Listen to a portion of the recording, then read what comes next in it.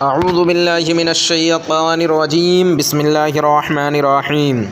ناظرین، رمضان المبارک کے ہر دن میں جو شخص 4 رکعت نماز اس طرح ادا کرے کہ ہر رکعت میں سورہ فاتحہ کے بعد سورہ اخلاص 3 مرتبہ پڑھے، اور رمضان المبارک میں ہر جمعہ کو 10 رکعتیں اس طرح پڑھے کہ ہر رکعت میں سورہ فاتحہ کے بعد سورہ اخلاص 11 مرتبہ پڑھے، تو سرکار مدینہ راحت قلب و سینہ جناب احمد مجتبیٰ محمد مصطفیٰ صلی اللہ تعالی علیہ وسلم نے ارشاد فرمایا کہ اس نماز کے پڑھنے والوں کے لیے 10,000 شہیدوں کا ثواب لکھا جائے گا، اور گویا اس نے 10,000 غلام آزاد کیے، اور 700 برس اس طرح اللہ کی عبادت کی کہ دن کو روزہ رکھا اور رات کو شب بیداری یعنی عبادت الہی میں گزارا۔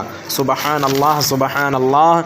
اللہ تعالی ہم سب کو رمضان المبارک میں زیادہ سے زیادہ عبادت کرنے، تلاوت کلام پاک کرنے اور زیادہ سے زیادہ ذکر و اذکار کی توفیق و رفیق عطا فرمائے۔